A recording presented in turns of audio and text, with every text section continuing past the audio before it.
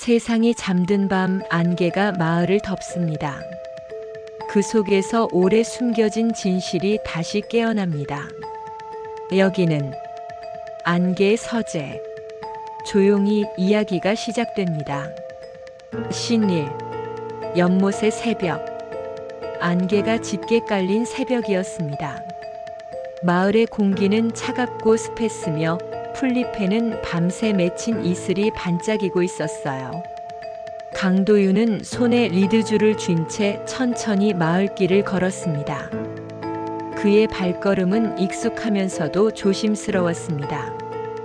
도시의 거친 소음 대신 이곳에는 개 짖는 소리와 멀리서 울리는 닭의 울음소리만 들렸습니다. 평화로워 보였지만 도윤의 눈빛은 늘 경계심을 잃지 않았어요. 그는 이곳 청성리로 내려온 지 반년이 되었습니다. 아내 윤정희와 함께 도시를 떠나온 이유는 단순했습니다. 남은 생은 조용히 누구의 사건에도 휘말리지 않고 살고 싶었기 때문이었죠. 하지만 형사로 살던 세월은 그에게서 쉽게 떨어지지 않았습니다. 작은 바람 소리에도 낯선 그림자에도 그는 습관처럼 시선을 돌렸습니다. 또 새벽 산책이에요? 현관문 사이로 윤정희의 목소리가 들려왔습니다. 그는 미소를 지으며 답했습니다. 잠이 안 와서요. 공기가 좋잖아요. 정희는 걱정스러운 표정으로 고개를 저었습니다. 몸 생각 좀 하세요. 이제 그런 세상 일은 다 잊어야죠. 도윤은 대답 대신 모자를 눌러쓰고 문 밖으로 걸어 나왔습니다. 마을 어귀를 지나던 그는 연못 쪽에서 이상한 반짝임을 보았습니다. 처음에는 새벽빛이 물결에 부딪히는 줄 알았지만 그 빛은 일정한 간격으로 흔들리고 있었어요. 그는 발걸음을 멈췄습니다. 그리고 조용히 개의 목줄을 움켜쥐며 물가로 다가갔습니다. 연못은 깊지 않았지만 안개 속에서는 어딘가 불길하게 보였습니다. 가까이 다가서자 물 위에 희끄무레한 형체가 떠 있었습니다. 순간 그의 심장이 철렁 내려앉았습니다. 형체는 사람의 몸이었어요. 손가락은 무언가를 움켜쥔 듯 굳어 있었고 얼굴에는 낯익은 주름이 보였습니다. 최갑수 어르신? 도윤의 목소리가 낮게 떨렸습니다. 그는 본능적으로 주위를 살폈습니다. 발자국 하나 없는 진흙, 넘어지며 남긴 흔적조차 없었습니다. 하지만 손끝의 흙, 몸의 위치, 그리고 부자연스러운 자세가 그에게 말을 걸었습니다. 이건 단순한 사고가 아니에요. 멀리서 순찰차의 사이렌 소리가 들려왔습니다. 파출소 순경 박서진이 뛰어와 상황을 확인했습니다. 강 형사님? 아니 이제 강 선생님이시죠? 무슨 일이십니까? 사람이 죽었어요. 그런데 이건 물에 빠진 게 아닙니다. 도윤의 목소리는 단호했습니다. 서진은 잠시 그의 눈빛을 바라보았습니다. 그 눈에는 여전히 형사의 냉철함이 서려 있었어요. 파출소가 출동해 시신을 수습했지만 현장은 곧 정리되었습니다. 마을 사람들은 불쌍한 일이지라며 입을 닫았습니다. 도윤은 그들의 침묵이 불편했습니다. 너무 조용했고 너무 익숙한 반응이었어요. 집으로 돌아온 그는 신발을 벗으며 말했습니다. 이 마을 뭔가 이상해요. 윤정희는 조용히 그를 바라보다 이불을 고쳐 덮으며 말했습니다. 여보, 제발 이번엔 그냥 지나가요. 우린 이제 평범하게 살자고 내려왔잖아요. 하지만 도윤의 눈은 여전히 흔들리고 있었습니다. 그의 머릿속에서는 시신의 굳은 손끝과 그 안에 묻은 흙이 계속 떠올랐습니다. 밖에서는 여전히 안개가 걷히지 않았습니다. 연못 위로 희미한 빛이 다시 비치고 있었고 물결은 마치 누군가의 숨소리처럼 잔잔히 흔들렸습니다. 도윤은 창가에 서서 그 빛을 바라보았습니다. 그의 눈빛에는 오래된 직감이 피어오르고 있었습니다. 아직 끝나지 않았군요. 신이 마을의 침묵. 장례식 날 아침 청성리는 다시 안개로 덮여 있었습니다. 논길을 따라 검은 옷을 입은 사람들이 조용히 걸었습니다. 그들의 발소리조차 흙 속으로 스며드는 듯 고요했어요. 최갑수의 집 앞에는 하얀 국화 몇 송이와 향냄새가 섞여 있었습니다. 마을 사람들은 인사처럼 고개만 끄덕이고는 금세 입을 다물었습니다. 누구도 시신이 발견된 연못 이야기를 하지 않았습니다. 마치 그 사건이 존재하지 않았던 것처럼 말이죠. 강도윤은 장례식장 한쪽에서 사람들의 표정을 지켜봤습니다. 몇몇은 눈을 피했고 어떤 이는 불편한 듯 입술을 깨물었습니다. 그는 그들의 시선을 읽으려 했습니다. 오랜 형사 생활로 쌓은 감각이 이 침묵이 단순한 슬픔이 아니라는 걸 알려주고 있었어요. 이장 이만식이 상주 옆에 서서 사람들을 맞이하고 있었습니다. 그는 무겁지 않은 표정으로 손님들을 챙겼습니다. 그 미소가 유난히 얇아 보였죠. 강 선생, 너무 애쓰지 마요. 어르신 나이도 있고 그냥 불의의 사고였어요. 이장이 다가와 조용히 말을 건넸습니다. 그렇습니까? 그런데 그날 연못가 주변 누군가 다녀간 흔적이 있었습니다. 도윤의 말에 이장은 잠시 미간을 찌푸렸습니다. 우리 마을 사람들 그런 일 없습니다. 그냥 잊으시죠. 그는 짧게 인사하고 다른 손님에게 향했습니다. 그 뒷모습이 어딘가 불안하게 느껴졌습니다. 장례가 끝나자 최갑수의 가족은 도시로 돌아갔습니다. 도윤은 그들이 서둘러 짐을 챙기며 눈을 피하는 모습을 유심히 보았습니다. 떠나기 전 며느리가 작게 중얼댔습니다. 아버님이 그날 밤에도 연못을 갔다 왔다고 했어요. 그녀의 얼굴은 두려움에 굳어 있었고 그 말은 곧장 침묵 속에 삼켜졌습니다. 다음 날 도윤은 다시 연못으로 향했습니다.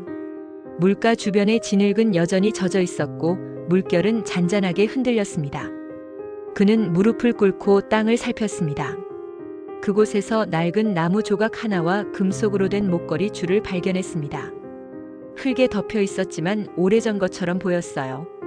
그는 그것을 조심히 주머니에 넣었습니다. 그때 멀리서 누군가 그를 지켜보고 있었습니다. 허리 굽은 노인이 손에 삽을 쥔 채 멈춰 서 있었어요. 도윤이 눈을 돌리자 노인은 아무 일 없다는 듯 등을 돌리고 걸어갔습니다. 그 뒷모습이 어쩐지 급해 보였습니다. 저녁 무렵 마을 노인의 앞마당에서는 사람들이 모여 있었습니다. 서울 형사가 자꾸 돌아다닌다더라. 괜히 마을 일에 끼어들면 곤란하지. 속삭임이 오갔습니다. 도윤은 그 속삭임이 문틈을 통해 자신의 집까지 스며드는 듯 느껴졌습니다. 그때 파출소 순경 박서진이 조심스럽게 문을 두드렸습니다. 강 형사님, 저도 그날 현장이 마음에 걸립니다. 몰래라도 조사해보죠. 도윤은 그 말에 잠시 숨을 고르고 고개를 끄덕였습니다. 좋아요. 하지만 조용히 해야 합니다. 누군가 우리를 보고 있어요. 서진은 도윤에게 낡은 사건 기록을 건넸습니다. 거기엔 오래전 청성리 실종 사건이 기록돼 있었습니다. 강아린 당시 10세 연못 근처에서 실종. 그 이름을 보는 순간 도윤의 손끝이 굳어버렸습니다. 숨이 막힐 듯 가슴이 조여왔습니다. 그의 눈빛은 다시 연못 쪽을 향했습니다. 이 마을은 아직 끝나지 않았어요. 신삼. 봉인된 과거. 밤이 깊어가도 강도윤은 잠을 이루지 못했습니다. 책상 위에는 낮에 발견한 목걸이와 서진이 건넨 사건 기록이 놓여 있었습니다. 낡은 서류는 세월의 냄새가 났고 글자들은 번져 있었어요. 그는 손끝으로 그 이름을 따라 읽었습니다. 강아린. 너무 오래된 이름이었지만 마음속에는 여전히 선명히 남아 있었습니다. 그것은 그의 딸의 이름이었습니다. 20해 전 그 사건은 미제로 남았습니다. 도윤은 그때도 형사였지만 수사에서 배제되었습니다. 사건이 자신의 딸과 관련되어 있었기 때문이었죠. 그는 상부의 명령을 따랐고 진실은 그때부터 봉인되었습니다. 시간이 흘러도 그 상처는 낫지 않았습니다. 연못의 물결만 봐도 가슴이 조여왔습니다. 그는 눈을 감고 손바닥으로 얼굴을 감싸쥐었습니다. 윤정이가 조심스레 문을 열었습니다. 또 그걸 보고 있네요. 이제 그만 놓아요. 그녀의 목소리에는 오랜 피로가 묻어 있었습니다. 도윤은 조용히 고개를 들었습니다. 이건 할인이의 거였어요. 분명합니다. 그날 이후로 사라진 줄 알았는데 다시 나타났어요. 정희는 잠시 아무 말도 하지 못했습니다. 그녀는 남편의 눈빛을 피하며 낮게 말했습니다. 이 마을 사람들 그 일 알아요. 하지만 입을 닫았어요. 아무도 말하지 않아요. 그녀의 말은 도윤의 마음속에 불을 붙였습니다. 그는 오래된 수첩을 꺼냈습니다. 과거의 수사 기록, 이름, 날짜, 사건 장소가 빽빽하게 적혀 있었습니다. 그리고 그 가운데 낯익은 이름 하나가 눈에 들어왔습니다. 이만식. 당시 마을 청년회장으로 기록돼 있었습니다. 다음 날 도윤은 파출소로 향했습니다. 서진이 그를 기다리고 있었어요. 형사님, 자료 더 찾아봤습니다. 할인 실종 사건이 있었던 그 해의 방화 사건도 일어났어요. 청석 정비소 화재 사건이었습니다. 같은 시기라고요? 날짜가 거의 일주일 차이입니다. 도윤은 그 말을 듣자 오래된 감각이 되살아났습니다. 사건들이 따로 일어난 게 아니라 서로 얽혀 있다는 확신이 들었습니다. 그는 서진과 함께 기록실에서 당시 신문 스크랩을 확인했습니다. 낡은 사진 속에는 젊은 청년 몇 명이 서 있었습니다. 그 가운데에는 이만식의 얼굴이 있었습니다. 사진 아래에는 청년의 복구 봉사라는 문장이 적혀 있었습니다. 이 사람 여전히 마을의 중심이군요. 도윤은 낮게 중얼거렸습니다. 그의 눈빛은 싸늘했지만 마음속에서는 오래전의 후회가 다시 고개를 들고 있었습니다. 그는 생각했습니다. 그때 내가 끝까지 파고들었다면 할인이는 지금 살아있었을까? 밖에서는 바람이 불었습니다. 낡은 문이 삐걱거리며 흔들렸습니다. 윤정이는 부엌에서 남편의 뒷모습을 바라보다 아무 말 없이 손을 꼭 쥐었습니다. 그녀는 알고 있었습니다. 이 사건을 다시 꺼내는 순간 그들의 평온은 끝날 거라는 걸요. 하지만 강도윤의 마음은 이미 결심으로 굳어지고 있었습니다. 그는 조용히 속삭였습니다. 이제 봉인된 문을 열 때가 됐습니다. 신사, 연못 아래의 증거. 새벽 안개가 다시 마을을 덮었습니다. 강도윤은 손전등을 들고 연못가로 향했습니다. 이른 시간이라 아무도 없었고 개구리 울음만 희미하게 들렸습니다. 그는 고무장화를 신고 천천히 물가로 내려섰습니다. 손전등 불빛이 물 위를 스쳤습니다. 어둠 속에서 반짝이는 무언가가 눈에 들어왔습니다. 그는 허리를 굽혀 그것을 건져 올렸습니다. 차가운 쇠붙이였습니다. 오래된 녹이 슬어 있었지만 희미하게 청석 정비소라는 글자가 새겨져 있었습니다. 도윤은 그 열쇠를 손에 쥐고 오래도록 바라봤습니다. 머릿속에서는 지난날의 사건들이 퍼즐처럼 맞춰지고 있었어요. 할인의 실종, 방화 사건, 그리고 연못. 모든 것이 그 열쇠 하나로 이어지는 듯 했습니다. 그는 손전등을 껐다 켜며 주변을 살폈습니다. 누군가 다녀간 듯한 발자국이 희미하게 남아 있었습니다. 새 것이 아니었고 여러 번 밟힌 흔적이었습니다. 그는 다음날 파출소를 찾아 박서진에게 열쇠를 보여주었습니다. 이 정비소 지금은 어떻게 됐죠? 불에 타서 없어진 지 오래예요. 그 자리에 폐가만 남았답니다. 그럼 가봅시다. 뭔가 남아있을 겁니다. 두 사람은 늦은 오후 산자락 아래의 폐가로 향했습니다. 집은 반쯤 무너져 있었고 벽은 그을음으로 까맣게 변해 있었습니다. 들어서자마자 탄내가 아직도 희미하게 남아 있었습니다. 바닥에는 녹슨 철판과 부서진 도구들이 흩어져 있었습니다. 도윤은 조심스럽게 손전등으로 벽면을 비추었습니다. 벽의 일부가 다른 곳보다 색이었고 조금 불룩하게 솟아 있었습니다. 그는 곧바로 벽을 두드렸습니다. 텅텅. 속이 비어 있었습니다. 여기 뭔가 있습니다. 서진이 삽으로 벽을 뜯자 안쪽에서 부식된 철제 상자가 드러났습니다. 상자는 잠겨 있었지만 녹슨 경첩은 손으로도 쉽게 떨어졌습니다. 뚜껑을 열자 불에 탄 사진 한 장과 녹슨 금속 단추 몇 개가 나왔습니다. 도윤은 사진을 조심스럽게 펼쳤습니다. 거기에는 젊은 시절의 이만식과 마을 청년 5명이 서 있었습니다. 모두 웃고 있었지만 그 미소는 어딘가 어색했습니다. 배경에는 청석 정비소 간판이 흐릿하게 보였어요. 이 사람들 모두 그때 마을에 있었군요. 도윤의 목소리는 낮고 무거웠습니다. 그는 단추를 들어 올렸습니다. 단추의 문양이 연못에서 발견된 두 번째 시신의 옷과 동일한 형태였습니다. 형사님, 이건 명백한 증거 아닙니까? 서진이 흥분된 목소리로 말했습니다. 증거로는 부족합니다. 하지만 방향은 나왔어요. 도윤은 담담히 대답했습니다. 그의 손끝이 미세하게 떨리고 있었습니다. 폐가를 나서며 바람이 불었습니다. 먼지가 일었고 낡은 간판이 흔들리며 부딪혔습니다. 그 소리가 마치 오래전 누군가의 신음처럼 들렸습니다. 도윤은 하늘을 올려다보았습니다. 회색 구름이 낮게 깔려 있었습니다. 이제 숨길 수 없겠군요. 그의 눈동자 속에는 결의와 두려움이 동시에 깃들어 있었습니다. 멀리서 까마귀 한 마리가 울며 날아올랐습니다. 그리고 폐가의 어둠 속 아직 꺼지지 않은 불씨처럼 싸늘한 바람이 흘렀습니다. 신호, 마을의 균열. 해가 뉘엿뉘엿 넘어가던 오후 강도윤은 마을 회관 앞에서 이만식을 기다리고 있었습니다. 손에는 낡은 사진과 단추 그리고 열쇠가 들려 있었어요.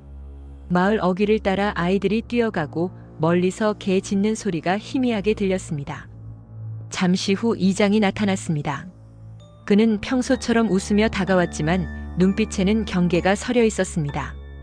강 선생, 아직도 그 일에 마음이 있는 겁니까? 이만식의 말투는 부드러웠지만 단단했습니다. 그 일이라니요. 최갑수 어르신의 죽음입니까? 아니면 수모의 전일입니까? 도윤이 낮게 묻자 이장의 얼굴이 굳었습니다. 그런 오래된 일은 묻어둬야 합니다. 괜히 파헤치면 서로 힘들어요. 도윤은 그 말을 듣고 조용히 사진을 꺼냈습니다. 이 사진 정비소 앞에서 찍은 거죠. 불이 나기 전입니다. 당신도 있었어요. 이장은 잠시 사진을 내려다보더니 억지로 웃으며 말했다. 기억이 잘 안 나네요. 오래된 일이라. 그의 미소가 사라지자 마을 사람 몇이 회관 근처로 모여들었습니다. 도윤은 불편한 시선을 느꼈습니다. 그들의 눈에는 경계와 두려움이 섞여 있었습니다. 이장은 낮게 중얼거렸습니다. 서울 형사님, 여긴 다들 조용히 살고 싶어하는 사람들이에요. 제발 더는 흔들지 마세요. 그 말은 협박처럼 들렸습니다. 그날 밤 도윤은 집에 돌아왔습니다. 저녁상을 앞에 두고도 수저를 들지 않았습니다. 윤정이는 조용히 물었습니다. 이장님을 만났나요? 그래요. 그런데 이상합니다. 이 사람 무언가를 감추고 있어요. 다들 그걸 알고 침묵하는 거죠. 정희는 한참 동안 말이 없었습니다. 그녀의 눈빛에는 오래된 피로와 공포가 섞여 있었습니다. 당신이 그 일을 다시 건드리면 우리 예전처럼 돌아갈 수 없어요. 도윤은 아내의 손을 잡았지만 그 손끝이 차가웠습니다. 밤늦게 창문이 쨍 소리를 내며 깨졌습니다. 바깥에서는 바람이 불고 누군가의 그림자가 창가를 스쳤습니다. 도윤은 즉시 현관문을 열었지만 아무도 없었습니다. 연못 쪽에서 희미한 빛이 깜빡였습니다. 그 빛은 마치 신호처럼 일정한 간격으로 반짝였어요. 그는 망설이지 않았습니다. 손전등을 들고 연못으로 달려갔습니다. 안개가 다시 깔려 있었고 공기는 이상하게 차가웠습니다. 물가에 다다르자 그는 발끝에 딱딱한 무언가가 닿는 걸 느꼈습니다. 그는 맨손으로 흙을 파냈습니다. 손바닥에 차가운 감촉이 느껴졌습니다. 그것은 부서진 팔뼈였습니다. 흙 속에는 오래된 옷감 조각도 함께 묻혀 있었습니다. 이럴 수가. 그의 숨소리가 거칠어졌습니다. 그 순간 바람이 불며 물결이 크게 흔들렸습니다. 달빛이 연못 위에 떨어졌고 도윤은 그것이 단순한 우연이 아니라고 느꼈습니다. 연못은 마치 숨쉬는 생명체처럼 미세하게 일렁이고 있었습니다. 그는 손에 묻은 흙을 바라보며 중얼거렸습니다. 이제 돌이킬 수 없게 됐습니다. 멀리서 개가 짖었고 마을의 불빛들이 하나둘 꺼졌습니다. 청성리의 밤은 다시 고요해졌지만 그 고요함 속에는 금이 가기 시작했습니다. 신육, 두 번째 시신. 아침이 밝자 연못 주변은 이미 경찰들로 붐볐습니다. 노란 폴리스 라인이 쳐지고 마을 사람들은 멀찍이 떨어져 웅성거렸습니다. 그러나 그들의 얼굴에는 공포보다는 체념이 깔려 있었어요. 아무도 큰 소리로 묻거나 울지 않았습니다. 오히려 조용히 무언가 오래 숨겨온 것이 드러난 듯한 분위기였습니다. 강도윤은 멀리서 서진과 함께 현장을 지켜보고 있었습니다. 시신은 이미 일부 형태를 잃은 상태였고 신원 확인이 불가능했습니다. 형체는 작고 마른 체구였으며 옷의 단추가 이상하게 눈에 띄었습니다. 도윤은 즉시 그 단추를 기억해냈습니다. 폐가에서 발견한 것과 똑같은 모양이었습니다. 이장 동생 시신인가요? 서진이 물었습니다. 그럴 리 없습니다. 저 단추는 방화 사건의 현장에서 나왔던 겁니다. 그때 불을 낸 사람의 옷이었죠. 도윤의 목소리는 낮았지만 단단했습니다. 서진은 놀란 눈빛으로 기록지를 뒤적였습니다. 그럼 이건 다른 사람입니까? 그렇습니다. 진범이 아니라 진실을 알고 있던 사람일 수도 있죠. 며칠간의 검식 끝에 시신은 외지에서 일하던 노동자로 밝혀졌습니다.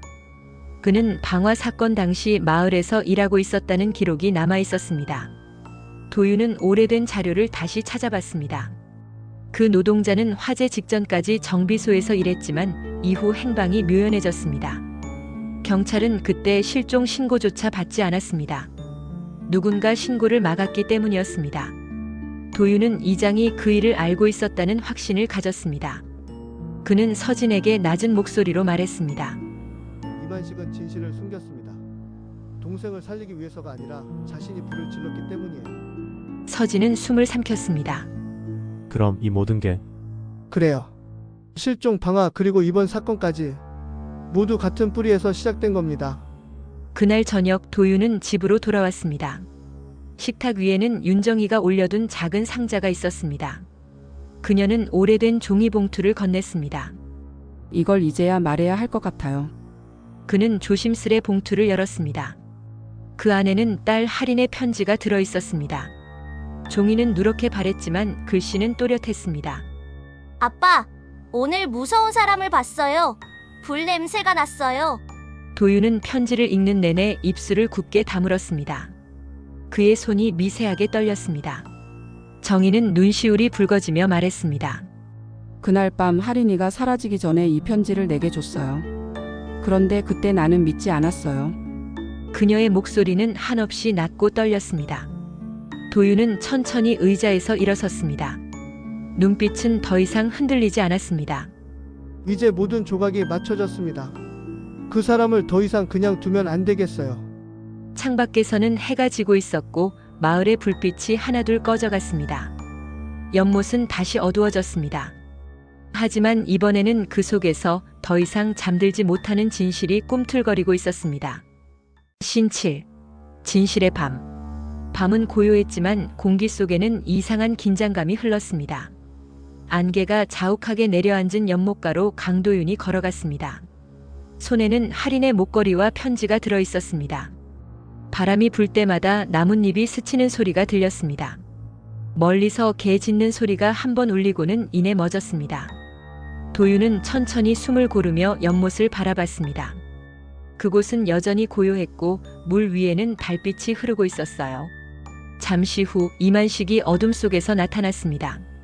손에는 지팡이가 들려 있었고 얼굴엔 평소의 미소 대신 불안한 그림자가 드리워져 있었습니다.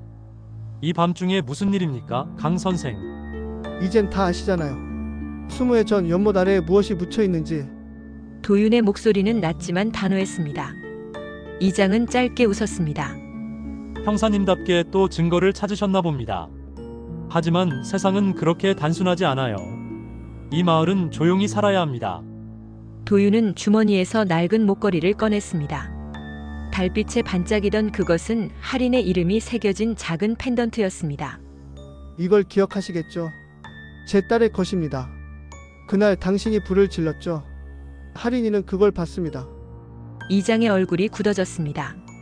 그는 말을 잇지 못하고 시선을 돌렸습니다. 그건 내가 하려던 게 아니었어요. 동생이 실수로. 그만하세요. 진실은 이미 물 위로 떠올랐습니다. 당신은 불을 지르고 진실을 덮기 위해 사람을 묻었어요. 이장은 한 걸음 물러서며 손에 쥔 지팡이를 떨어뜨렸습니다. 바닥에서 철컥 소리가 났습니다. 지팡이 속에는 작은 권총이 숨겨져 있었습니다. 그만 돌아가시오. 아무도 이 일을 기억하지 못하게 하면 돼요. 그의 목소리는 점점 떨리고 있었습니다. 도윤은 천천히 고개를 저었습니다. 난 이미 너무 많은 걸 잃었습니다. 이젠 멈출 수 없어요. 짧은 침묵이 이어졌습니다. 안개 사이에서 달빛이 비쳤고 연못의 물결이 잔잔히 흔들렸습니다. 그리고 순간 귓가를 찢는 총성이 울렸습니다. 새들이 놀라 하늘로 흩어졌습니다. 박서진이 현장에 도착했을 때 연못가에는 두 남자가 서 있었습니다. 한 사람은 무릎을 꿇고 있었고 다른 한 사람은 쓰러져 있었습니다. 총은 도윤의 손에 들려 있었고 그 앞에는 피를 흘린 이장이 조용히 누워 있었습니다. 서진은 놀라 달려왔습니다. 형사님 무슨 짓입니까? 도윤은 손에서 총을 내려놓았습니다. 눈빛은 이상하리만큼 평온했습니다. 끝났어요. 이제 하린이가 잘 쉴 수 있을 겁니다. 그는 허공을 바라보며 천천히 말을 이었습니다. 진실은 오래 묻어둘 수 없어요. 물은 언젠가 흐르고 그 아래의 것들을 다시 끌어올립니다. 바람이 불며 연못의 물결이 크게 흔들렸습니다. 안개가 걷히고 달빛이 피 묻은 흙 위로 내려앉았습니다. 멀리서 사이렌 소리가 들려왔습니다. 하지만 도윤은 움직이지 않았습니다. 그는 그 자리에 서서 연못을 바라보았습니다. 그 눈빛은 슬프고도 고요했습니다.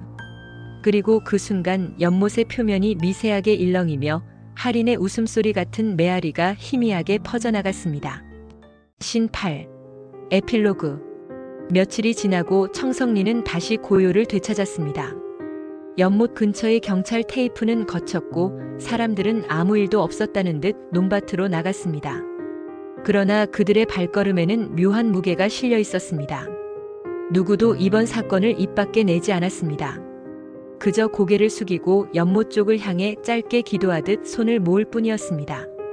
파출소의 책상 위에는 오래된 사진 한 장이 올려져 있었습니다. 젊은 시절의 강도윤이 환하게 웃고 있는 사진이었습니다. 박서진은 그 사진을 액자에 넣어 벽에 걸었습니다. 액자 밑에는 작게 쓴 문구가 붙어 있었습니다. 진실을 끝까지 추적한 사람. 서진은 잠시 눈을 감았습니다. 짧은 숨을 내쉬며 속삭였습니다. 형사님 고맙습니다. 당신 덕분에 이 마을이 진실을 알게 됐어요. 윤정이는 여전히 도윤의 집을 지키고 있었습니다. 집 안은 조용했고 그의 모자가 걸려있는 현관만이 그가 남긴 흔적을 말해주고 있었습니다. 정희는 낡은 상자를 열었습니다. 그 안에는 할인의 목걸이와 편지가 나란히 놓여 있었습니다. 그녀는 목걸이를 조심스럽게 손에 쥐었습니다. 이제 됐지. 우리 도윤 씨가 약속을 지켰어요. 그녀의 눈가에는 눈물이 맺혔지만 미소는 따뜻했습니다. 며칠 후 연못 옆에는 작은 비석 하나가 세워졌습니다.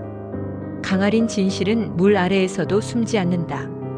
윤정이는 비석 앞에 꽃을 놓고 천천히 허리를 숙였습니다. 바람이 불어 꽃잎이 몇 장 흩날렸습니다. 햇살이 비석에 닿자 글귀가 은빛으로 반짝였습니다. 서진은 마을 입구에서 이 광경을 바라보고 있었습니다. 그는 조용히 손을 들어 경례를 했습니다. 그 순간 바람이 불어 연못의 표면이 일렁였습니다. 안개가 걷히고 햇빛이 물 위를 부드럽게 스쳤습니다. 새들이 무리를 지어 하늘로 날아오르며 새벽의 공기를 가르렀습니다. 마을은 다시 평화로워졌지만 그 고요함은 이전과 달랐습니다.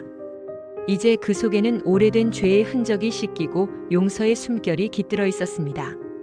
윤정이는 천천히 걸음을 옮기며 하늘을 올려다보았습니다. 도윤 씨 이제 정말 편히 쉬어요. 그녀의 목소리는 바람에 실려 연못 위로 흘렀습니다.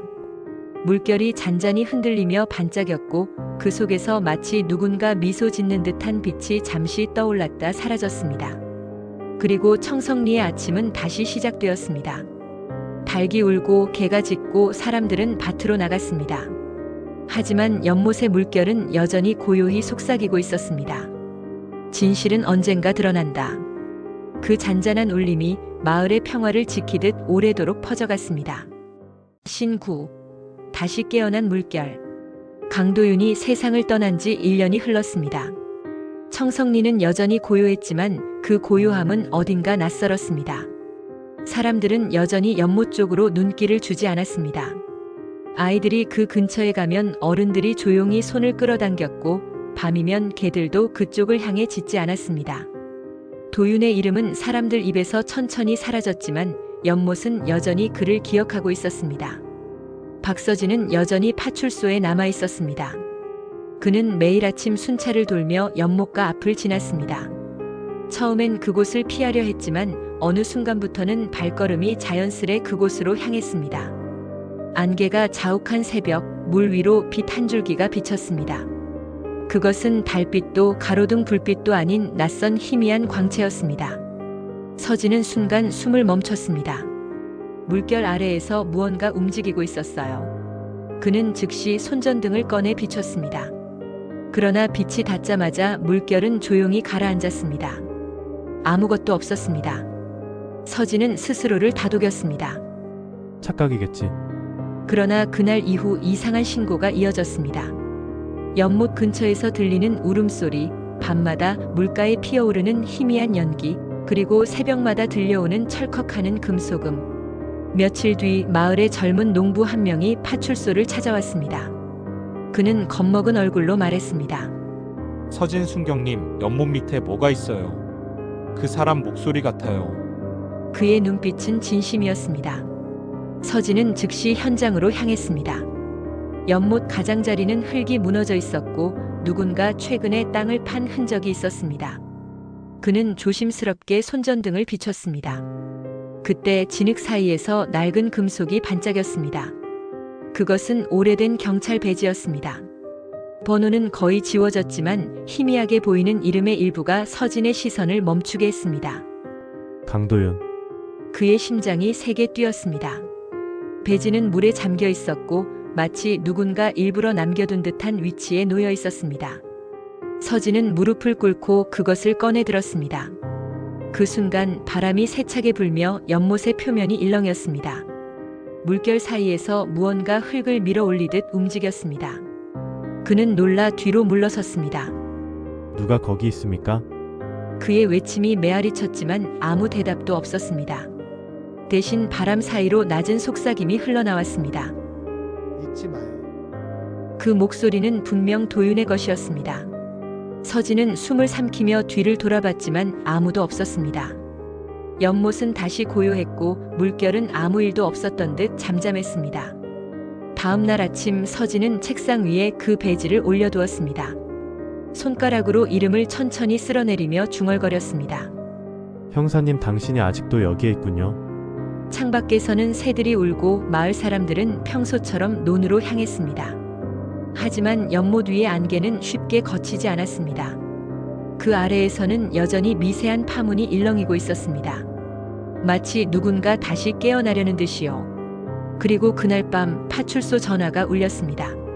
서진 순경님, 연못가에서 또 시신이 나왔어요. 서진은 말없이 모자를 집어들었습니다.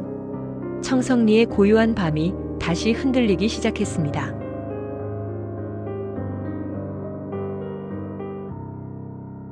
시청해주셔서 감사합니다.